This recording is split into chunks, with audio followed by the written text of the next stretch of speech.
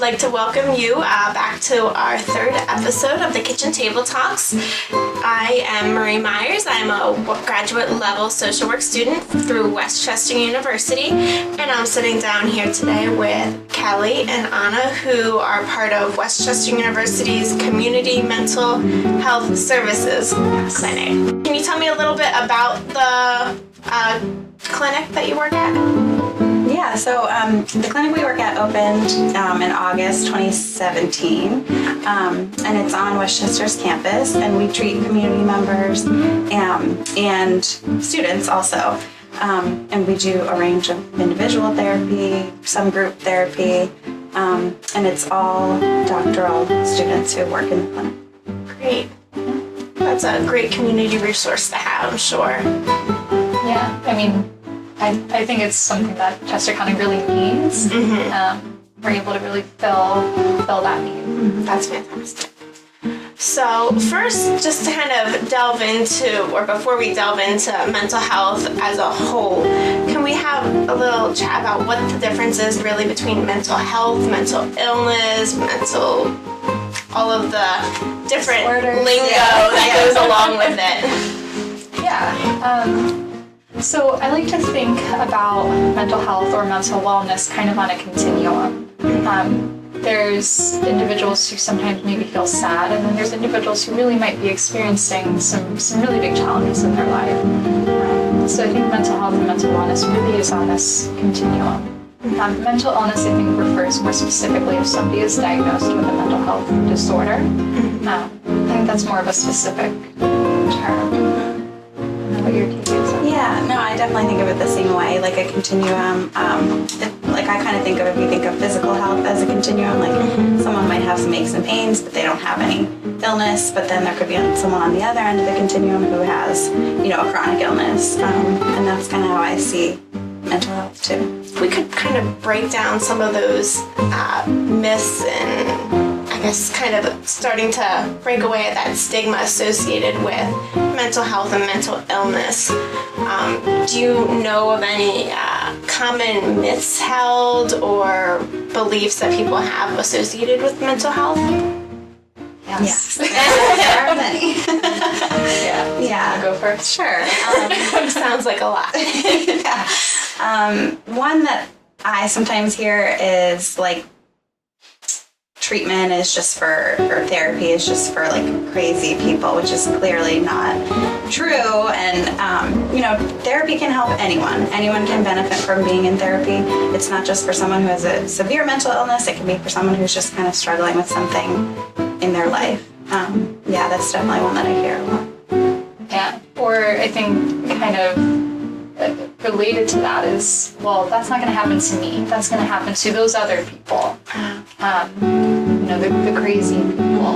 And so I think that, mental health can really impact anybody. You already said it doesn't discriminate. And it's not uncommon for teens, adolescents, and adults to experience mental health issues, concerns. Yeah, it's actually, I think, one of the most prevalent kind of age periods for individuals to experience mental health challenges.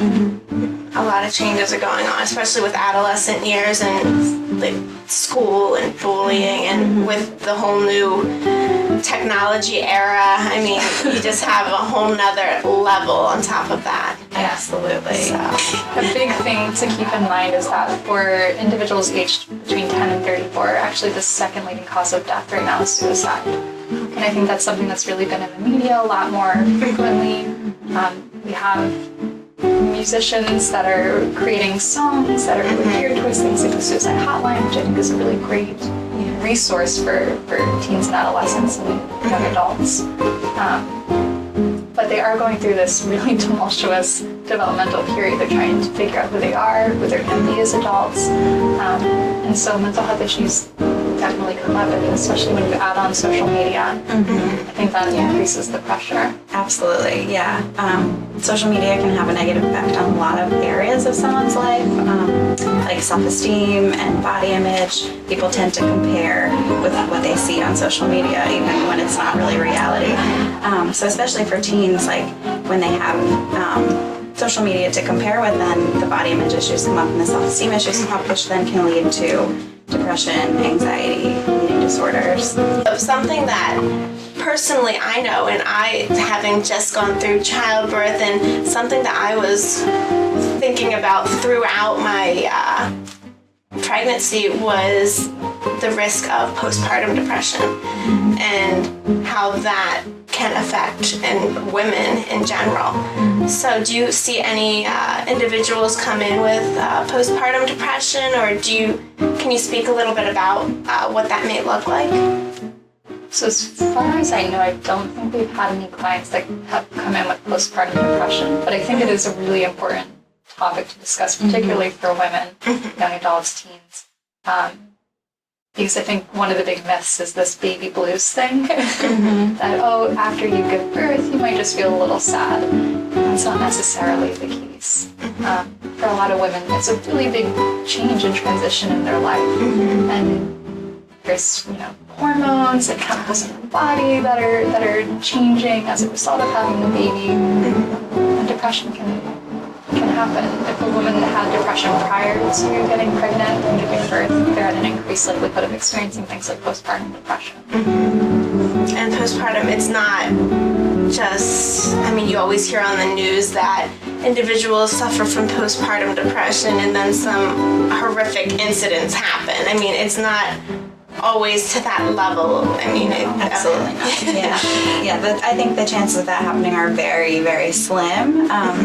But that's why it's important to talk about what can happen. So making sure that people who have postpartum depression get treatment and the support that they need can help them from having anything bad happen. Yeah. And given that we're coming up around the holiday season, can you speak a little bit about mental health surrounding the holidays? Yeah, sure. So a lot of people struggle with their mental health around the holiday time. It's very normal to feel sad during the holidays, or to kind of feel down. It's important though that if you are feeling that way and you feel like you need help, to get the help that you need. And some signs that someone might be kind of struggling during the holidays is maybe kind of isolating themselves or withdrawing from activities, not spending time with friends or family. Some other. I'd say a lot of times sleep is a really big indicator. If you notice I just can't get to sleep, or I'm waking up frequently. I think another big one is if I'm not feeling hungry at all, or maybe I'm more hungry than I typically am. I think mood changes. So if you see a person that you're really close to, maybe it's your sister or a friend, they just don't seem to be acting or feeling the way that they typically would, you might want to just check on them and see how they've been doing. Yeah. And I think checking in is always kind of the biggest piece. So just saying, hey, I noticed that things have been seeming different. How are you doing? How are you feeling? Do you need to talk to anybody? I'm here if you ever need to talk to somebody. And a little bit more about the clinic that you guys work at. And you said you serve the student community as well as the larger community through Chester County. Can you speak a little bit more about that population that you see?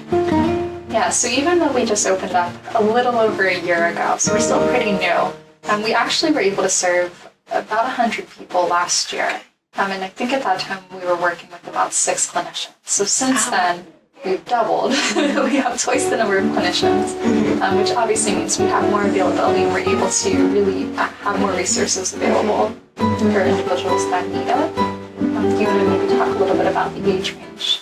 Yeah, I think we have seen people of all ages. So we have kids who come into the clinic and adolescents, college students, lots of college students, and then adults and older adults as well. So we see a range of people, and then we also see a range of diagnoses. So, someone might come in just difficulty with like the college transition, or, we have people who have post-traumatic stress disorder or eating disorders, and then everything kind of in between as well.